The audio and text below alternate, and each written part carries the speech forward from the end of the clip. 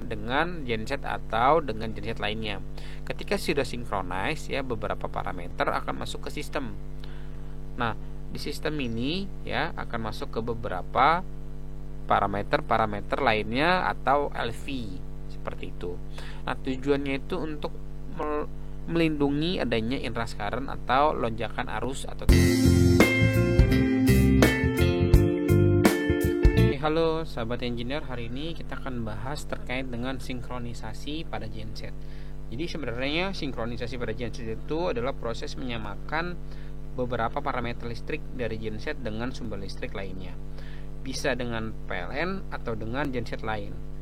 Jadi sebelum dihubungkan paralel ke sistem kelistrikan. Nah, tujuannya itu untuk apa?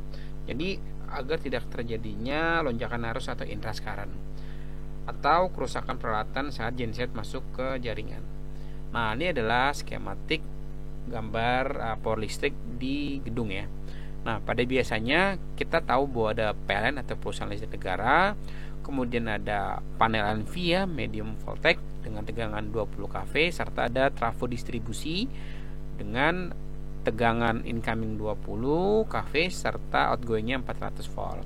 Di sini untuk menurunkan tegangan. Serta ada namanya panel LVMDP, Low Voltage Main Distribution Panel, untuk membagi power distribusi ke beberapa lantai. Nah, di sini adalah salah satunya panel SDP, Sub Distribution Panel untuk lantai 1, Sub Distribution Panel untuk lantai 2 serta lantai 3. Nah, untuk beberapa panel SDP ini pemakaiannya kita bisa lihat untuk lighting, air conditioning serta laptop. Ya, tergantung dari beberapa tempat-tempat yang ada di gedungnya masing-masing. Serta untuk pembackup adalah genset nih ya, serta panel PKG dan masuk ke LVMDP. Jadi memang sinkronisasi itu untuk menyamakan si parameter. Nah, serta ada yang biasa ya, jadi tanpa menggunakan PDTM atau LVMDP di gedungnya masing-masing. Biasanya untuk gedung kecil dia distribusinya tidak ada LVMDP, hanya langsung ke panel PKG dan ATS serta panel DB. Jadi kalau kita bisa lihat single line diagramnya dari KW PLN ya, masuk ke panel PKG atau otomatis transfer switch ATS, dan ada genset sebagai backup, lalu masuk ke panel DB per lantai. Nah, jadi untuk single line diagramnya seperti ini ya, garis line warna hitam adalah garis untuk jalur instalasinya. Nah, kemudian di sini adalah sinkronisasi ya. Jadi sinkronisasi itu atau synchronize adalah proses menyamakan parameter listrik ya dengan sumber listrik lainnya, misal perusahaan listrik negara atau dengan beberapa genset yang disambungkan ke sistem. Nah, parameternya harus sinkron. Nah, jadi ini adalah flowchartnya. Jadi sinkronis ya antara PLN ya dengan genset atau dengan genset lainnya. Ketika sudah sinkronis ya, beberapa parameter akan masuk ke sistem. Nah, di sistem ini ya akan masuk ke beberapa parameter-parameter lainnya atau LV seperti itu. Nah, tujuannya itu untuk melindungi adanya interest current atau lonjakan arus atau tegangan, serta untuk mengantisipasi kerusakan mekanis atau elektris seperti itu. Nah, ini adalah jalur yang warna merah ya, kita bisa lihat dari warnanya. Jadi ini adalah jalur listriknya ketika dalam power PLN atau dalam keadaan normal. Untuk yang jalur hitam ini adalah ketika genset namun tidak beroperasi ya, kita bisa lihat dari warna merah. Nah, kemudian di sini kita bisa lihat sedangkan untuk power genset. Jadi ketika terjadinya pemadaman, maka dari sisi PLN atau perusahaan listrik negara akan cut off, yang dimana genset akan mengambil alih secara penuh. Kemudian ini adalah power PLN normal. Jadi ini adalah berupa single line diagram ya. Nah, kita bisa lihat nih di sini ada simbol ya, gardu perusahaan listrik negara. Kita bisa lihat dari garis berwarna merah dengan tegangan 20 kV atau 20.000 volt masuk ke beberapa trafo. Di sini ada 3 trafo dengan simbol seperti ini, akan masuk ke LVMDP. Nah, di sini ada LVMDP 1, LVMDP 2 dan LVMDP 3. Kita bisa lihat dari posisi CB ya, circuit breaker. Nah, di sini ini yang tanda panah menuju ke outgoingnya. Jadi di sini ada beberapa CB nih ya. Di FMDP1 ada 2 CB. CB pertama dari trafo, CB kedua itu dari si genset. Nah, karena di sini ada 3 LVMDP ya, kita juga mempunyai 3 genset ya. Nah, di sini adalah GCP, Genset Control Panel atau PKG. Nah, di sini juga ada CB, Circuit Breaker, untuk pemutus atau penyambung untuk menyambungkan arus atau tegangan. Nah, ini dalam posisi power PLN keadaan normal.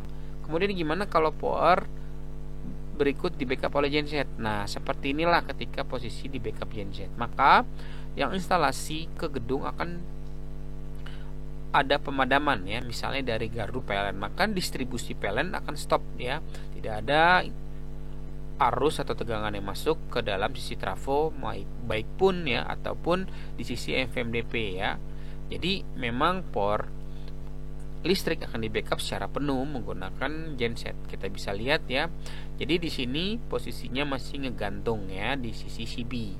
Nah, ini untuk posisi genset dia akan masuk terus ke LVMDP1 ya. Kita bisa lihat. Nah, warna merah ini adalah posisi arus dalam keadaan on.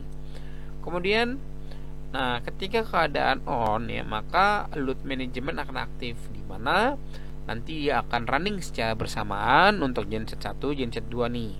Jadi biasanya 30%, 30%, 30% kita anggap seperti itu. Nah, biasanya kemudian dia akan membaca beban ya. Misal bebannya itu tidak full 100%, maka salah satu genset akan cut off. Jadi load manajemennya akan aktif ya. Jadi 45%, 45%, 0% seperti itu. Nah, kemudian ada yang namanya genset 3, dia akan stop ya. Jadi karena dia membaca bahwa dia bisa nih untuk memikul, jadi dia akan sharing load ya. Sharing load ini akan membagi beban nih. Oh, ternyata genset hanya cukup atau perlu 2 saja, tidak perlu ketiga-tiganya running seperti itu. Nah, setelah itu ketika terjadinya PLN akan masuk ya atau sudah masuk kembali, maka genset akan cooling down, akan mati secara otomatis karena ada pembacaan ya bahwa gardu PLN ya atau tegangan maupun voltase dari PLN sudah masuk. Kita bisa lihat dari gambar warna single line diagram warna merah. Untuk yang single line diagram hitam berarti powernya sudah tidak ada. Nah, kemudian posisi dalam keadaan standby seperti ini. Nah, untuk mendapatkan sinkron itu ada 4 tahap. Yang pertama frekuensi. Kita tahu bahwa di Indonesia itu frekuensinya 50 Hz ya. Jadi gelombangnya itu sebesar 50 Hz ya. 50 kecepatan dalam 1 detik. Kemudian tegangannya mesti sama, serta urutan fasanya nih. Nah, RST-nya harus sama, tidak boleh terbalik. Perbandingan antara sudut fasa itu biasanya 120 derajat. Kemudian ada sudut fasa, posisi gelombang sinusnya harus sejajar. Kita bisa lihat ya, jadi semua harus sejajar. Nah, untuk perbedaan sinkron ya, forward sinkron serta back sinkron. Jadi kalau keduanya itu sama-sama proses sinkronisasi, tapi arah transisi dan tujuan penggunaannya yang berbeda. Jenis forward sinkron biasanya kondisinya genset menyala, sinkron ke PLN. Nah, untuk arah transfernya itu biasanya dari genset ke PLN. Umumnya digunakan saat setelah PLN kembali normal, pasca blackout, load kembali ke PLN tanpa padam listrik. Itu biasanya untuk forward. Baliknya kebalikan dengan back sinkron. Jadi PLN akan aktif, sinkron ke genset. Nah, untuk kondisinya nih, kemudian untuk arah transfernya jadi dari PLN ke genset ya. Tadi kan kalau yang forward dari genset ke PLN, kalau yang back sinkron dari PLN ke genset. Nah, umumnya digunakan itu untuk memindahkan beban dari PLN ke genset tanpa pemadaman, misal tes beban genset atau pemeliharaan PLN.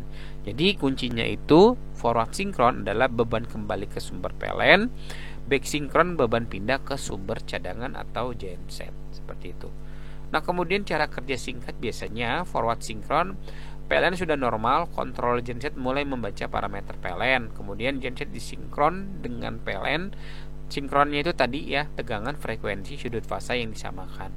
Saat sinkron biasanya breaker PLN ditutup secara paralel dengan genset, kemudian beban secara bertahap dipindahkan ke PLN atau load sharing nih ya, load ramp down di genset. Jadi dia akan membacakan berapa sih beban yang harus dipikul oleh si genset, ataukah gensetnya perlu 3 atau 2 atau 1 pun cukup. Nah, kemudian breaker genset akan di open ya. Setelah itu genset akan dimatikan. Ini untuk forward sinkron. Kemudian untuk back sinkron biasanya genset sudah running tanpa beban ya. Jadi tanpa beban, warming up dulu. Kemudian genset disinkronkan dengan PLN serta breaker genset akan di close paralel dengan PLN. Setelah itu beban dipindahkan perlahan ke genset dan dia akan membaca loadnya. Setelah itu breaker akan di open untuk yang breaker PLN, kemudian beban sepenuhnya dipikul oleh genset. Nah, biasanya sensor yang digunakan itu ada PT atau potential transfer untuk mengukur tegangan, serta CT untuk mengukur arus, serta frekuensi sensor biasanya di internal controller genset mengukur frekuensi genset dan PLN. Kemudian ada path sequence relay, jadi untuk memastikan urutan fasanya itu sama. Serta ada path angle sensor di modul synchronizer menggunakan selisih sudut fase. Nah, contohnya modul yang digunakan ada di PC elektronik ya, dan macam-macam. Serta untuk delay sinkronisasi biasanya waktu yang digunakan itu rata-rata 7-15 detik untuk penyamaan parameter. Bisa lebih lama jika beda frekuensi atau tegangan. Ya, jadi kontrol akan menyesuaikan ya engine dan AVR setelah sinkron. Nah, transfer load biasanya bertahap kurang lebih 2-5 detik lagi untuk load rampingnya.